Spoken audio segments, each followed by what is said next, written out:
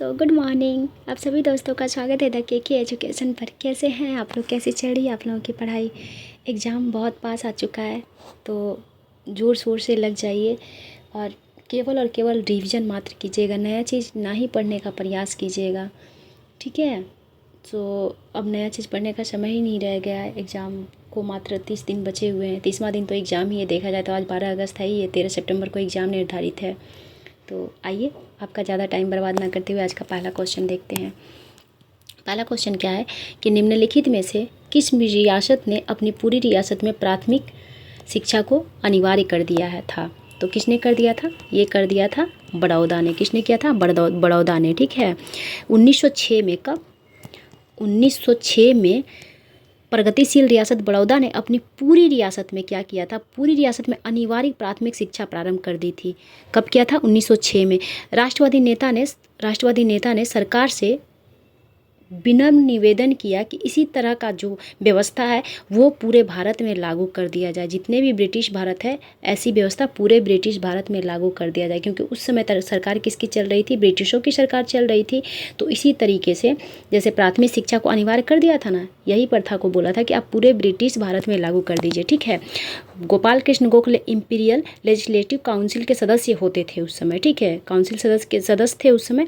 उन्होंने 1910 में अपने प्रस्ताव में इस मुद्दे को उठाया और उन्होंने प्राथमिक शिक्षा को उन क्षेत्रों में अनिवार्य करने का आह्वान किया था जहां 6 से 7 वर्ष के कम से कम 35% लड़का शिक्षा प्राप्त कर रहे थे। कहां पर, उस वैसे क्षेत्र में जहाँ पर 6 से 7 वर्ष के कम से कम, ठीक है, कम से कम 6 से 7 वर्ष के 35% लड़का शिक्षा प्राप्त कर रहे हों, वहाँ पर इस प्रथा को यानी कि इस व्यवस्था को लागू करने का आह्वान किया था। किसने, गोपाल कृष्ण गोखले ने। कब, 1910 में इस बात को उठाया था, ठीक है। आइए नेक्स्ट क्वेश्चन देखते हैं। नेक्स्ट क्वेश्चन क्या कह रहा है, निम्नलिखित में से कौन सा एक कैबिनेट मिशन के सदस्य नहीं थे। तो कैबिनेट मिशन की अगर बात की जाए तो कैबिनेट मिशन भारत कब आया था, 24 मार्च 1946 को। कब आया था, 24 मार्च 1946 को भारत आया था कैबिनेट मिशन। कहीं कहीं हालांकि 23 मार्च भी देता है, लेकिन ज़्यादातर बुक में 24 मार्च ही दिया है, ठीक है। तो ठीक है, तो 24 मार्च 1946 को कैबिनेट मिशन भारत आया था। कैबिनेट मिशन में कुल कितने सदस्य थे, 3 सदस्य थे। क्या पैथिक लॉरेंस थे, बिल्कुल थे। एवी अलेक्जेंडर थे, बिल्कुल थे। स्टेफर्ड क्रिप्स थे, स्टेफर्ड क्रिप्स भी थे। कौन नहीं थे, तो माउंट बैटन नहीं थे। यहाँ पर क्या पूछ रहा है, कौन नहीं थे, तो इसका आंसर क्या हो जाएगा, ऑप्शन नंबर बी, ठीक है। क्या हो जाएगा इसका आंसर, तो ऑप्शन नंबर बी इसका आंसर हो जाएगा, क्योंकि यहाँ पूछ रहा है कौन नहीं था, ठीक है ना। आइए थोड़ा सा इसके बारे में विस्तार पूर्वक जान लेते हैं। 19 फरवरी 1946 को, ठीक है, कब, 19 फरवरी 1946 को ब्रिटेन के प्रधानमंत्री क्लीमेंट एटली, कौन, क्लीमेंट एटली, किस पार्टी से थे ये, तो लेबर पार्टी से, ठीक है। ये भी सब पूछा जाता है क्वेश्चन में कि जब कैबिनेट मिशन भारत आया था या फिर जब भारत स्वतंत्र हुआ था उस समय ब्रिटेन में किसकी सरकार थी और किस पार्टी की सरकार थी, तो क्लीमेंट एटली की सरकार थी और लेबर पार्टी की सरकार थी, ठीक है। तो क्लीमेंट एटली ने भारत को एक 3 सदस्यीय उच्च स्तरीय शिष्टमंडल भेजने की घोषणा की थी। कब घोषणा की थी, 19 फरवरी 1946 को, ठीक है। कितने सदस्य, 3 सदस्य। तो 3 सदस्य कौन थे, पैथिक लॉरेंस थे, एवी अलेक्जेंडर थे, स्टेफर्ड क्रिप्स थे, ठीक है। इस शिष्टमंडल में ब्रिटिश कैबिनेट के 3 सदस्य थे, इसीलिए इसे कैबिनेट मंत्री कहा जाता है, ठीक है। कैबिनेट मिशन कहा जाता है। क्यों कहा जाता है कैबिनेट मिशन, क्योंकि ये जितने भी सदस्य थे इसमें टोटल ब्रिटिश कैबिनेट के सदस्य थे, इसीलिए इसे कैबिनेट मिशन कहा जाता है, ठीक है। और 3 सदस्य कौन थे, तो पैथिक लॉरेंस कौन थे, तो उस समय भारत सचिव थे। कौन थे पैथिक लॉरेंस, तो उस समय भारत सचिव थे, ठीक है। सर स्टेफर्ड क्रिप्स ये कौन थे, तो ये व्यापार बोर्ड के अध्यक्ष थे। स्टेफर्ड क्रिप्स कौन थे, तो ये व्यापार बोर्ड के सदस्य थे। और अगर हम बात करें एवी अलेक्जेंडर के, तो एवी अलेक्जेंडर कौन थे उस समय, तो नौसेना मंत्री थे, ठीक है। और सारे सदस्य ब्रिटिश कैबिनेट के होने के कारण इस मिशन को कैबिनेट मिशन नाम दिया गया था, ठीक है। इस मिशन को भारत कब भेजा गया था, 24 मार्च 1946 को भारत भेजा गया था, ठीक है। इसने अपनी रिपोर्ट, ये भी क्वेश्चन पूछा जाता है, इसने अपनी रिपोर्ट कब प्रकाशित की थी, तो रिपोर्ट प्रकाशित की थी 16 मई 1946 को। कब प्रकाशित की थी, 16 मई 1946 को इसने अपनी रिपोर्ट प्रकाशित की थी, ठीक है। इस मिशन को विशिष्ट अधिकार दिया गया था तथा इसका कार्य भारत को शांतिपूर्ण ढंग से सत्ता हस्तांतरित करने के लिए उपायों एवं संभावनाओं को तलाशने के लिए भेजा गया था, ठीक है। आइए नेक्स्ट क्वेश्चन देखते हैं। नेक्स्ट क्वेश्चन क्या है, मैं देश के एक मुट्ठी बालू से कांग्रेस से भी बड़ा आंदोलन खड़ा कर दूंगा। उपरोक्त कथन किस महान नेता का है? यह कथन किसने कहा था? ऐसा किसने कहा था कि मैं देश के एक मुट्ठी बालू से कांग्रेस से भी बड़ा आंदोलन खड़ा कर सकता हूं? तो ये कहा गया था महात्मा गांधी के द्वारा। किसके द्वारा कहा गया था? महात्मा गांधी के द्वारा। कब कहा गया था? तो भारत छोड़ो आंदोलन के दौरान 1942 में कहा गया था। ठीक है, कब कहा गया था? 1942 में, भारत छोड़ो आंदोलन के दौरान। आइए भारत छोड़ो आंदोलन से संबंधित कुछ क्वेश्चन देख लेते हैं, क्योंकि लास्ट टाइम है, जितना हो सकता है उतना क्वेश्चन को रिवीजन करने में ही भलाई है, ताकि एक भी क्वेश्चन न छूटने की संभावना हो। तो भारत छोड़ो आंदोलन की बात की जाए तो भारत छोड़ो आंदोलन 9 अगस्त 1942 को प्रारंभ हुआ था। कब हुआ था भारत छोड़ो आंदोलन? 9 अगस्त 1942 को। और नेतृत्व किसने किया था? तो किसी ने नेतृत्व नहीं किया था, क्योंकि 8 अगस्त 1942 को मध्य रात्रि में ऑपरेशन 0 आवर्स के तहत जितने भी कांग्रेसी नेता या भारत के जितने भी बड़े नेता थे उस समय, सारे नेता को गिरफ्तार कर लिया गया था। इसीलिए भारत छोड़ो आंदोलन स्वतः स्फूर्त आंदोलन या नेतृत्व विहीन आंदोलन था। ठीक है, इस आंदोलन का नेतृत्व किसी ने नहीं किया था। और प्रारंभ कब हुआ था? तो 9 अगस्त 1942 को प्रारंभ हुआ था। ठीक है, एक क्वेश्चन और पूछा जाता है कि करो या मरो का नारा किसने दिया था भारत छोड़ो आंदोलन के समय? तो करो या मरो का नारा दिया था महात्मा गांधी ने। किसने दिया था? महात्मा गांधी ने। जबकि इस आंदोलन को गढ़ा किसने था? तो गढ़ा यानी कि लिखा किसने था? तो यूसुफ मेहर अली ने। किसने लिखा था? यूसुफ मेहर अली ने। यूसुफ मेहर अली ने इस नारा को लिखा था, करो या मरो अंग्रेजों भारत छोड़ो। ठीक है, लेकिन दिया किसने था? तो महात्मा गांधी ने दिया था। ठीक है, एक क्वेश्चन और पूछा जाता है कि भारत छोड़ो आंदोलन के समय महात्मा गांधी को गिरफ्तार करके कहाँ रखा गया था? तो महात्मा गांधी को और सरोजिनी नायडू को, महात्मा गांधी की वाइफ कस्तूरबा गांधी को, उनके निजी सचिव महादेव देसाई को, इन सारे लोगों को आगा खां पैलेस में रखा गया था। कहाँ? पूना के आगा खां पैलेस में रखा गया था। ठीक है, जबकि जवाहरलाल नेहरू को गिरफ्तार करके अहमदनगर के किला में रखा गया था। अगर जयप्रकाश नारायण की बात की जाए तो जयप्रकाश नारायण को उस दौरान गिरफ्तार करके हजारीबाग जेल में रखा गया था, जो वर्तमान झारखंड में पड़ता है। ठीक है, वहीं अबुल कलाम आज़ाद की बात की जाए तो इन्हें बांकुड़ा जेल में रखा गया था। कहाँ रखा गया था? बांकुड़ा जेल में रखा गया था। श्री कृष्ण सिंह को भी बांकुड़ा जेल में ही रखा गया था। एक क्वेश्चन और राजेंद्र प्रसाद से पूछा जाता है कि डॉक्टर राजेंद्र प्रसाद को कहाँ रखा गया था गिरफ्तार करके? तो उस दौरान डॉक्टर राजेंद्र प्रसाद को गिरफ्तार करके बांकीपुर जेल में रखा गया था। बांकीपुर जेल कहाँ पड़ता है? वर्तमान पटना में। ठीक है, कहाँ? पटना में। तो पटना दे तब भी सही है, बांकीपुर जेल अगर दे तो भी सही है। ठीक है, तो बांकीपुर जेल में उन्हें रखा गया था गिरफ्तार करके। एक क्वेश्चन और पूछा जाता है कि जब हजारीबाग जेल को तोड़कर जयप्रकाश नारायण भागे थे तो उस समय क्या था? उस समय दिवाली का रात था। क्या था? उस दिन वो दिवाली के रात में ही वो जेल छोड़कर जेल तोड़कर भाग गए थे। कौन? जयप्रकाश नारायण, या दीवार तड़प के। ठीक है, एक क्वेश्चन और क्या पूछा जाता है कि भारत छोड़ो आंदोलन के दौरान किसने रेडियो पर प्रसारण किया था अंडरग्राउंड होके? तो राम मनोहर लोहिया ने। किसने? राम मनोहर लोहिया ने। ठीक है, आइए नेक्स्ट क्वेश्चन देखते हैं। संविधान सभा के किस बैठक में, यहाँ किस होगा? ठीक है, किस बैठक में जवाहरलाल नेहरू ने उद्देश्य प्रस्ताव को रखा था? तो किस बैठक में रखा था? क्या प्रथम था, तीसरा था, द्वितीय था या पंचम था? तो ये पंचम बैठक था। कैवा बैठक था? पंचम बैठक। क्योंकि उन्होंने उद्देश्य प्रस्ताव कब रखा था? तो 13 दिसंबर 1946 को रखा था। कब रखा था? 13 दिसंबर 1946 को रखा था। अगर संविधान सभा की बात की जाए तो संविधान सभा की घोषणा कब की गई थी? संविधान सभा की घोषणा, तो संविधान सभा की घोषणा की गई थी 24 अगस्त 1946। सॉरी, संविधान सभा का गठन कब हुआ था? तो संविधान सभा का गठन हुआ था, संविधान सभा का गठन कब हुआ था? तो गठन हुआ था 24 अगस्त। ओहो, संविधान सभा का गठन 6 दिसंबर। कब हुआ था? मेरे दिमाग में अंतरिम सरकार चल रहा था, इसलिए अंतरिम सरकार का डेट दिया जा रहा था बार बार। 6 दिसंबर 1946 को संविधान सभा का गठन हुआ था। क्या हुआ था? गठन हुआ था। ठीक है, जबकि इसका प्रथम बैठक की अगर बात की जाए कि प्रथम बैठक, ठीक है, प्रथम बैठक कब हुआ था संविधान सभा की? तो प्रथम बैठक हुआ था 9 दिसंबर 1946 को। ठीक है, 9 दिसंबर 1946 को संविधान सभा का प्रथम बैठक हुआ था। और संविधान सभा का दूसरी बैठक तो 10, 11, 12, 13। तो पंचम बैठक में, कैमा बैठक में जवाहरलाल नेहरू ने उद्देश्य प्रस्ताव को रखा था? तो पंचम बैठक में, क्योंकि 13 दिसंबर को रखे थे। जब पहला बैठक 9 दिसंबर को हुआ था, दूसरा 10 दिसंबर, तीसरा 11 दिसंबर, चौथा 12 और पाँचवा 13 दिसंबर को हुआ था। ठीक है, अगर वहीं सत्र की बात कर ली जाए कि कैवां सत्र में जवाहरलाल नेहरू ने संविधान प्रस्ताव उद्देश्य प्रस्ताव को रखा था, तो पहला सत्र में, क्योंकि पहला सत्र जो है 9 दिसंबर से 23 दिसंबर 1946 तक चला था। कब चला था? 9 दिसंबर 1946 से 23 दिसंबर 1946 तक संविधान सभा का पहला सत्र चला था, ठीक है। जबकि बैठक कैवां था? तो बैठक 5वां बैठक था, ठीक है।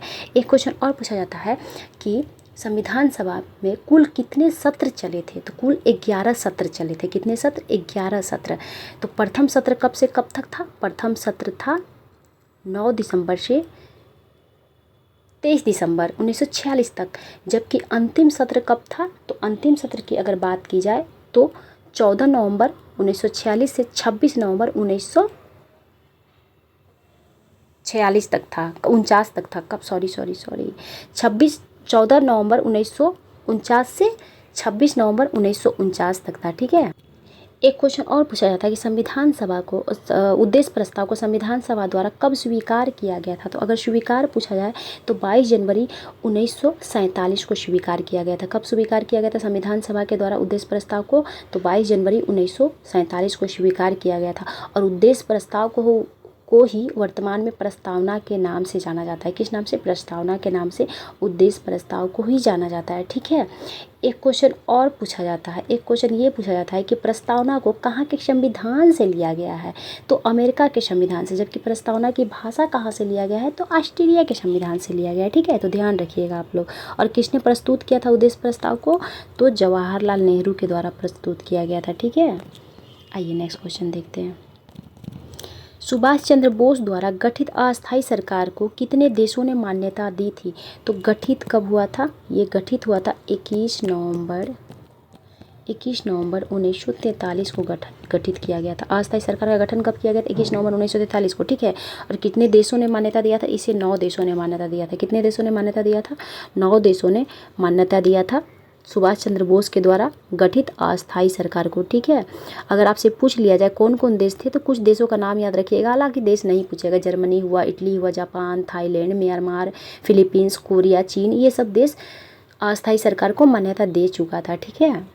आइए नेक्स्ट क्वेश्चन। हाँ, एक क्वेश्चन और देख लीजिए आप लोग। अगर आपसे पूछा जाए कि अस्थायी सरकार का हेड क्वार्टर यानी कि मुख्यालय कहाँ बनाया गया था सुभाष चंद्र बोस के द्वारा, तो रंगून को बनाया गया था। कहाँ बनाया गया था? रंगून, जो वर्तमान म्यांमार में पड़ता था, ठीक है। कहाँ? रंगून। एक अस्थायी सरकार का एक बैंक का भी गठन किया गया था। अस्थायी सरकार के द्वारा एक बैंक का भी गठन किया गया था। कहाँ किया गया था? तो बैंक का गठन भी रंगून में ही किया गया था, ठीक है। कहाँ किया गया था? रंगून में। और मुख्यालय कहाँ बनाया गया था? तो रंगून में ही बनाया गया था, ठीक है। आइए नेक्स्ट क्वेश्चन देखते हैं। नेक्स्ट क्वेश्चन क्या कह रहा है? निम्नलिखित में से किस वर्ष गांधी दास समझौता हुआ था? तो नवंबर 1924 में हुआ था। किसके किसके बीच हुआ था? तो ये महात्मा गांधी और किसके बीच हुआ था? महात्मा गांधी, CR दास यानी कि चित्तरंजन दास, और किसके बीच हुआ था? तो मोतीलाल नेहरू के बीच हुआ था। मोतीलाल नेहरू के बीच हुआ था, ठीक है। मोतीलाल नेहरू के बीच हुआ था गांधी दास समझौता। कब हुआ था? तो नवंबर 1924 में हुआ था। कब हुआ था? नवंबर 1924 में हुआ था। और उद्देश्य क्या था? तो उद्देश्य ये था कि असहयोग आंदोलन के पश्चात जो स्वराज पार्टी का गठन हुआ था, उसे कांग्रेस के अंदर ही रहकर कार्य करने की बात कही गई थी और उनका समर्थन भी किया गया था महात्मा गांधी के द्वारा। किस समझौते के बाद? तो गांधी दास समझौता के बाद, ठीक है। आइए नेक्स्ट क्वेश्चन देखते हैं। नेक्स्ट क्वेश्चन क्या है? निम्नलिखित में से सही युग्म का चयन करें। कौन कौन सा? फराइजी आंदोलन कहाँ हुआ था? बंगाल में, बिल्कुल सही है। वहाबी आंदोलन कहाँ हुआ था? बिहार, बिल्कुल सही है। आत्मसम्मान आंदोलन कहाँ हुआ था? केरल। ये क्या सही है? आत्मसम्मान आंदोलन कहाँ हुआ था? केरल। तो बिल्कुल ये भी सही है। आत्मसम्मान आंदोलन कहाँ हुआ था? तो आत्मसम्मान आंदोलन हुआ था केरल में। हुआ था क्या आत्मसम्मान? नहीं, ये गलत है। आत्मसम्मान आंदोलन जो है ये सही नहीं है। ये केरल में नहीं होकर ये कहाँ हुआ था? तमिलनाडु में हुआ था। कहाँ हुआ था? राधा स्वामी आंदोलन कहाँ हुआ था? तो राधा स्वामी सत्संग आंदोलन, ठीक है। यहाँ सत्संग हो जाएगा। सत्संग आंदोलन कहाँ हुआ था? तो ये तमिलनाडु में। ये भी गलत है। तो यानी कि कितने कुल सही युग्म? तो कितने हैं? केवल 1 और 2 सही है। क्या है? केवल 1 और 2 सही है, 3 गलत है। क्योंकि 3 आत्मसम्मान आंदोलन जो है ये हुआ था तमिलनाडु में। कहाँ हुआ था? तमिलनाडु में हुआ था। किसके नेतृत्व में हुआ था? तो आत्मसम्मान आंदोलन जो हुआ है राधा स्वामी नायकर के नेतृत्व में हुआ था। किसके नेतृत्व में? आत्मसम्मान आंदोलन हुआ था तो राधा स्वामी नायकर के नेतृत्व में हुआ था। जबकि राधा स्वामी सत्संग की बात की जाए तो राधा स्वामी सत्संग आंदोलन जो है वो हुआ था आगरा में। ये आंदोलन कहाँ हुआ था? ये हुआ था आगरा में। कहाँ हुआ था? आगरा में। और कब हुआ था? तो आगरा में हुआ था 1861 में। किसके नेतृत्व में? तो सी दयाल साहब के नेतृत्व में। किसके नेतृत्व में? सी दयाल साहब के नेतृत्व में हुआ था। ठीक है। केरल की बात की जाए तो केरल में वाइकोम सत्याग्रह हुआ था। कौन सा? वाइकोम सत्याग्रह हुआ था। ठीक है। तो कितने सही हैं? कुल 1 और 2 सही है, 3 और 4 गलत है। ठीक है। आइए नेक्स्ट क्वेश्चन देखते हैं। नेक्स्ट क्वेश्चन क्या है? नेक्स्ट क्वेश्चन कह रहा है, नेक्स्ट क्वेश्चन शेडलर आयोग के संदर्भ में निम्नलिखित कथनों पर विचार कीजिए और सत्य कथन का चयन कीजिए। क्या बोल रहा है? सत्य कथन का चयन कीजिए। स्कूल की शिक्षा 12 वर्ष की होनी चाहिए। क्या यह सही है? बिल्कुल ये सही है। क्या है? ये सही है। तो दूसरा नंबर क्वेश्चन क्या कह रहा है? उच्चतर माध्यमिक शिक्षा के पश्चात स्नातक की उपाधि के लिए 3 वर्षीय शिक्षा की व्यवस्था होनी चाहिए। क्या ये सही है कि 3 वर्षीय शिक्षा की व्यवस्था होनी चाहिए? तो बिल्कुल ये भी सही है। तो इसका सही आंसर क्या हो जाएगा? कथन 1 और 2 दोनों सही है। ठीक है। क्या है? दोनों सही है। आइए नेक्स्ट क्वेश्चन देखते हैं। नेक्स्ट क्वेश्चन क्या कह रहा है? शेडलर आयोग के बारे में पहले थोड़ा सा हम लोग पढ़ लेते हैं क्योंकि इससे संबंधित क्वेश्चन आता है। ठीक है। आपसे पूछेगा कि शेडलर आयोग का गठन कब हुआ था? गठन कब हुआ था? तो गठन 1917 में हुआ था। कब हुआ था? 1917 में हुआ था। किसकी अध्यक्षता में हुआ था? तो M.E. शेडलर की अध्यक्षता में हुआ था। ठीक है। इसका कार्य क्या था? तो इसका कार्य था कलकत्ता विश्वविद्यालय की समस्याओं का अध्ययन करना और इसका रिपोर्ट सरकार को देना था। ठीक है। तो केवल कलकत्ता विश्वविद्यालय की समस्याओं का अध्ययन करना ही इसका कार्य था, लेकिन इसने प्राथमिक से लेकर विश्वविद्यालय तक की शिक्षा व्यवस्था का अध्ययन किया था। ठीक है। क्या किया था? ये प्राथमिक शिक्षा का भी अध्ययन किया था कि मतलब उसमें क्या दिक्कत है, कहाँ समस्या हो रहा है, उससे लेकर कॉलेज स्तर तक की शिक्षाओं के बारे में इसने अध्ययन किया था। हालांकि इसे गठित स्पेशली किया गया था कोलकाता विश्वविद्यालय जो 1904 अधिनियम के तहत जिसका गठन हुआ था उसी का अध्ययन करना इसका मुख्य कार्य था शेडलर आयोग का। ठीक है। और शेडलर आयोग कभी कभी ये भी पूछता है कि शेडलर आयोग का संबंध किससे है? तो शिक्षा से है। कब गठन हुआ था? 1917 में हुआ था। ठीक है। आइए नेक्स्ट क्वेश्चन देखते हैं। नेक्स्ट क्वेश्चन क्या है? नेक्स्ट क्वेश्चन है सार्जेंट योजना के संदर्भ में सत्य कथन का चयन करें। ये क्या बोल रहा है यहाँ पर? सार्जेंट योजना के संदर्भ में सत्य कथन का चयन करें। 3 वर्ष से 6 वर्ष के बच्चों के लिए निःशुल्क प्राइमरी शिक्षा होनी चाहिए। बिल्कुल ये सही है। 4 वर्ष से 10 वर्ष के आयु के लिए सार्वभौमिक अनिवार्य निःशुल्क शिक्षा होनी चाहिए। ये गलत है। तो इसका आंसर क्या हो जाएगा? ऑप्शन नंबर ए सही हो जाएगा। क्या हो जाएगा? ऑप्शन नंबर ए सही हो जाएगा। तीसरा क्या बोल रहा है? उच्च विद्यालय शिक्षा के लिए चयनित की गई 11 वर्ष के छात्रों की शिक्षा अवधि 6 वर्ष होनी चाहिए। सभी लड़कियों को गृह विज्ञान पढ़ाया जाना चाहिए। ये भी सही है, ये भी सही है। यहाँ पर थोड़ा सा टाइपिंग एरर है। ठीक है। इसका असत्य कथन पूछना चाहिए। ठीक है। असत्य कथन कौन सा है? तो असत्य कथन केवल बी हो जाएगा। ठीक है। कौन सा हो जाएगा? केवल बी इसका असत्य कथन हो जाएगा। बाकी ये भी सही है और ये भी सही है। ऑप्शन ए नंबर भी सही है। ठीक है। इसमें प्रावधान किया गया था कि 6 से 14 वर्ष के, कितने वर्ष के? 6 से 14 वर्ष अगर रहता तो 6 से 14 वर्ष के आयु वर्ग के लिए सार्वभौमिक अनिवार्य और निःशुल्क शिक्षा होनी चाहिए, न कि 4 से 10 वर्ष का। नहीं, ये 6 से 14 वर्ष के बच्चों के लिए किया गया था। ठीक है। इसमें क्या किया गया था? भारत सरकार ने, पहले तो आप ये जान लीजिए कि सार्जेंट योजना का स्थापना बोलिए या गठित कब किया गया था? तो ये गठित किया गया था 1929 में गठित किया गया था। कब किया गया था? 1944 में। 1944 में। कब गठित किया गया था? 1944 में सार्जेंट योजना। ठीक है। और इसमें कहा गया था भारत सरकार शैक्षणिक सलाहकार जो था जॉन सार्जेंट ने भारतीय शिक्षा के विकास के लिए एक ज्ञापन पत्र 1944 में केंद्रीय शिक्षा सलाहकार बोर्ड को सौंपा। इसका उद्देश्य क्या था कि आरंभिक 40 वर्ष के भीतर भारत में सार्वभौमिक साक्षरता लाना था। क्या था? 40 वर्ष के भीतर। कितने वर्ष? कुट और कथन वाला अगर आपसे क्वेश्चन पूछा जाएगा ना तो इस बार पूछा जा सकता है क्योंकि संभावना प्रबल है। जैसा 68वीं और 69वीं में पैटर्न था उसी पैटर्न को मैं भी फॉलो कर सकता है इस बार, इसीलिए मैं इस टाइप का क्वेश्चन आप लोग को बता दे रही हूँ। तो 40 वर्षों के भीतर भारत में सार्वभौमिक साक्षरता लाना था। रिपोर्ट की मुख्य अनुशंसा क्या थी? क्या अनुशंसा किया गया था कि 3 से 6 वर्ष के बच्चों के लिए निःशुल्क प्राइमरी शिक्षा होनी चाहिए जिसका उद्देश्य बच्चों को सामाजिक अनुभव देना था। ठीक है। क्या था? सामाजिक अनुभव देना था। और क्या था? स्कूलों में काम करने वाली अध्यापिका जो है अध्यापकाओं को पर्याप्त रूप से प्रशिक्षित होना चाहिए। और क्या था? 6 वर्ष से 14 वर्ष के आयु वर्ग के लिए सार्वभौमिक अनिवार्य और निःशुल्क शिक्षा होनी चाहिए। इस समूह को 2 चरणों में विभाजित किया गया था। जूनियर बेसिक जो 6 से 11 वर्ष था और सीनियर बेसिक जो 11 से 14 वर्ष था। इस स्तर पर शिक्षा का मूल सिद्धांत क्या होना चाहिए? तो गतिविधि के माध्यम से सीखना होना चाहिए। उच्च शिक्षा के लिए चयनित 11 वर्ष के छात्रों की शिक्षा अवधि 6 वर्ष होनी चाहिए। क्या था? 6 वर्ष होनी चाहिए। और सभी लड़कियों को गृह विज्ञान पढ़ाया जाना चाहिए, ये भी था। ठीक है, आइए नेक्स्ट क्वेश्चन देखते हैं। नेक्स्ट क्वेश्चन क्या है? इसको सूची 1 को सूची 2 से मिलाना है। तो हंटर आयोग का गठन कब किया गया था? हंटर आयोग का गठन किया गया था 1882 में। रैले आयोग का गठन कब किया गया था? रैले आयोग 1902 में। सैडलर आयोग का गठन कब किया गया था? अभी जस्ट मैं बताई 1917 में। हार्टोग समिति का गठन 1929 में।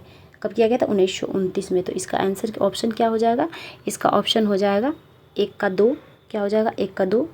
ठीक है, 1 का 2 हो जाएगा। हंटर आयोग का गठन 1903 में, 1 का 3 हो जाएगा। आप लोग मिला लीजिएगा। हंटर आयोग 1 का 3 यानी कि 1882। रैले आयोग 1917 कब?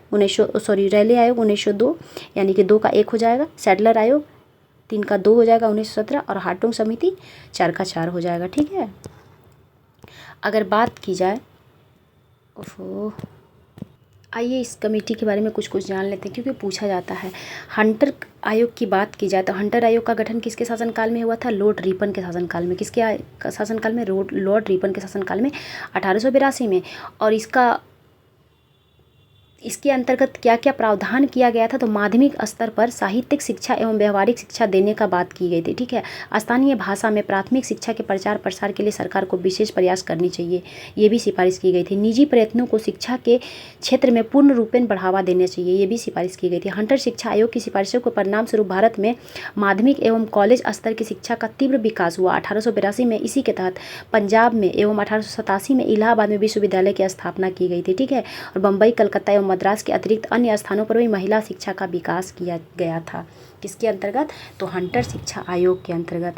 ठीक है, अगर बात की जाए रैले कमीशन की, सर थॉमस रैले की अध्यक्षता में 1902 में रैले आयोग की स्थापना की गई थी और इसी के अनुशंसा पर 1904 में भारतीय विश्वविद्यालय अधिनियम पारित किया गया था। क्या पारित किया गया था? भारतीय विश्वविद्यालय अधिनियम पारित किया गया था। थॉमस रैले की जो समिति बैठी थी उसी के अनुशंसा पर किया गया था। ठीक है, और इसमें क्या प्रावधान किया गया था? इसमें प्रावधान किया गया था कि 6 वर्ष तक के लिए उप सदस्य नियुक्त किए जाने चाहिए। ठीक है, जिनकी संख्या कम से कम 50 या 100 होनी चाहिए। गवर्नर जनरल को विश्वविद्यालय की सीमाएं निश्चित करने का अधिकार दिया गया। गवर्नर जनरल को क्या किया गया? विश्वविद्यालय की सीमाएं निश्चित करने का अधिकार दिया जाए तथा अशासकीय कॉलेज पर नियंत्रण कठोर किए जाए। ठीक है, और क्या किया गया कि विश्वविद्यालय को प्राध्यापकों को व्याख्याताओं एवं प्रयोगशालाओं का समुचित प्रबंधन करना चाहिए। ये सब प्रावधान किया गया था 1904 के भारतीय विश्वविद्यालय अधिनियम के अंतर्गत किया गया था। ठीक है, अगर बात की जाए सैडलर आयोग के, तो सैडलर आयोग में क्या किया गया था? अभी तो जस्ट मैं बताई थी कि उसका 1917 में गठन हुआ था और इसके तहत क्या किया गया था? विश्वविद्यालयों के नियम कठोर नहीं होने चाहिए ऐसा कहा गया था। ठीक है, मतलब रैले आयोग में जो किया गया था उसको बदला गया सैडलर आयोग के तहत। उसमें कहा गया था कठोर होनी चाहिए, इसमें कहा गया है कि कठोर नहीं होनी चाहिए तथा स्कूल की शिक्षा 12 वर्ष की होनी चाहिए। उत्तर माध्यमिक परीक्षा के पश्चात विश्वविद्यालय में छात्रों की भर्ती होनी चाहिए। उत्तर माध्यमिक शिक्षा चरण के पश्चात स्नातक की उपाधि के लिए 3 वर्ष की होनी चाहिए। महिलाओं के लिए शिक्षा का प्रचार प्रसार होनी चाहिए। किसमें कहा गया? तो सैडलर आयोग में कहा गया था। ठीक है, अगर वहीं बात की जाए हार्टोग समिति की, तो हार्टोग समिति का गठन कब हुआ था? 1929 में हुआ था। किसके नेतृत्व में? तो सर फिलिप हार्टोग के नेतृत्व में किया गया था। ठीक है, हार्टोग समिति का गठन। और इसमें क्या कहा गया था? इसमें कहा गया था कि प्राथमिक शिक्षा के राष्ट्रीय महत्व पर बल दिया जाना चाहिए। ठीक है, प्राथमिक शिक्षा के राष्ट्रीय महत्व पर बल दिया जाना चाहिए। इसके बाद कहा गया था ग्रामीण संस्कृति के छात्रों को मिडिल स्कूल तक ही शिक्षा दी जानी चाहिए। क्या कहा गया था? ग्रामीण संस्कृति के छात्रों को मिडिल स्कूल तक ही शिक्षा दी जानी चाहिए। इसके पश्चात उन्हें औद्योगिक तथा व्यावसायिक शिक्षा दी जानी चाहिए। ठीक है, और क्या कहा गया था? तो और कहा गया था उच्च शिक्षा प्राप्त करने योग्य छात्रों को ही उच्च शिक्षा प्राप्त करने की अनुमति दी जाए, ऐसा कहा गया था। किसमें? हार्टोग समिति में। ठीक है, आइए नेक्स्ट क्वेश्चन देखते हैं। नेक्स्ट क्वेश्चन क्या कह रहा है कि बगलिहार बांध कहाँ स्थित है? तो बगलिहार बांध जम्मू कश्मीर में स्थित है। कहाँ स्थित है? जम्मू कश्मीर में। किस नदी पर? तो चीनाब नदी पर स्थित है। किस नदी पर? चीनाब नदी पर स्थित है। और इसी का पानी जो है भारत पाकिस्तान जो अभी बीच में युद्ध चल रहा था, युद्ध ही उसको बोला जाए थोड़ी बहुत, तो उसी के दरमियान भारत के द्वारा बगलिहार बांध का ही पानी रोक दिया जा रहा था, पाकिस्तान से बिना पूछे, और बिना पूछे छोड़ दिया जा रहा था, क्योंकि ये बांध भारत का है, भारत में ही स्थित है, और चिनाब नदी भारत से ही गुजरती है। ठीक है, अलग की बात है कि सिंधु नदी में जाकर मिल जाती है, वो बात अलग है, लेकिन ये भारत से ही गुजरती है। ठीक है, और भारत से ही इसका उद्गम स्थल भी है। कौन पहाड़ी से निकलती है? जाना पाव पहाड़ी से निकलती है चिनाब नदी। कहाँ से निकल सॉरी बारालाचा दर्रा से निकलती है। कहाँ से निकलती है? बारालाचा से निकलती है चिनाब नदी।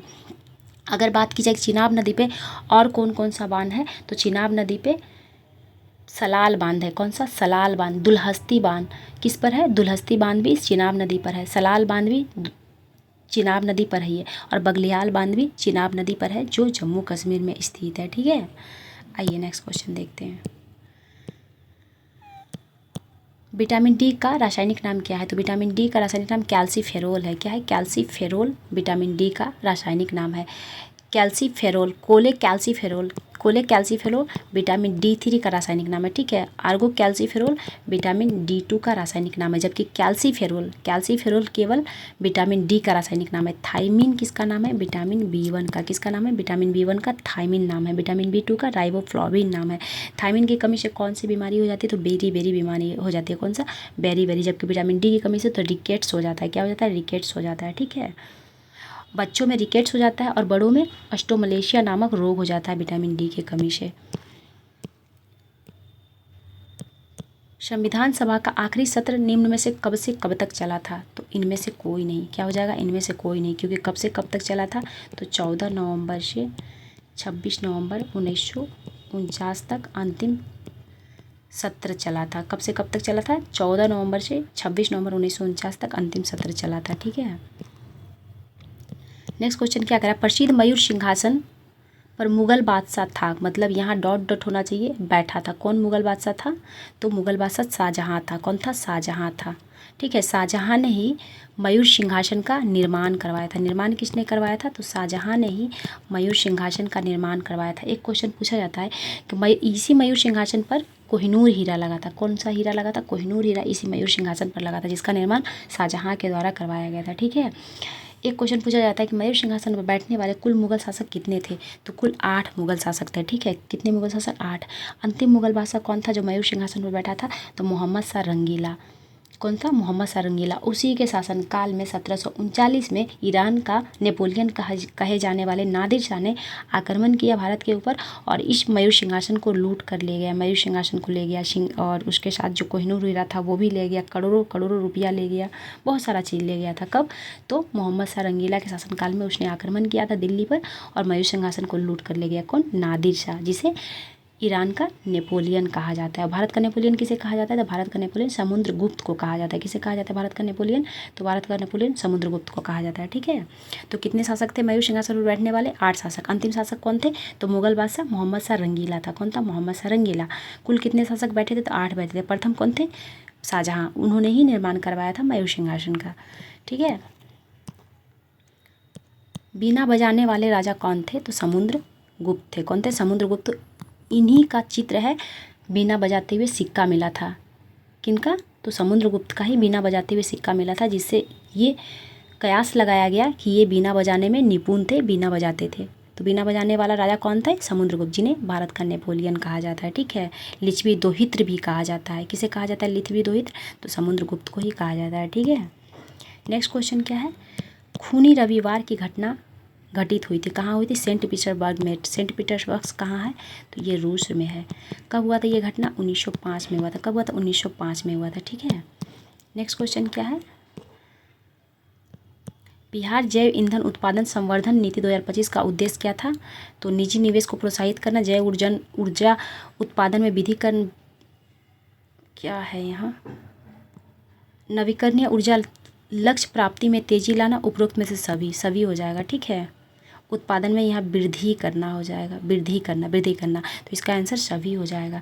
तो आज क्वेश्चन कमी है, कोई बात नहीं है, कल मैं सारा क्वेश्चन को कवर कर लूँगी, वापस से कुछ क्वेश्चन की संख्या बढ़ा दूँगी। तो थैंक यू सो मच, मिलते हैं अगले वीडियो में।